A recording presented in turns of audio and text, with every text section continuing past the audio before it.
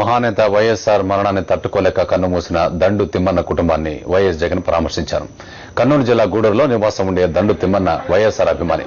తిమ్మన్న మరణంతో అనాథలైన కుటుంబానికి అండగా ఉంటానని జగన్ భరోసా ఇచ్చారు.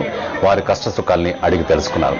తిమ్మన్న కుటుంబ సభ్యులు ఎంతో ఆప్యాయంగా పెట్టిన పెరుగన్నాన్ని జగన్ తిన్నారు.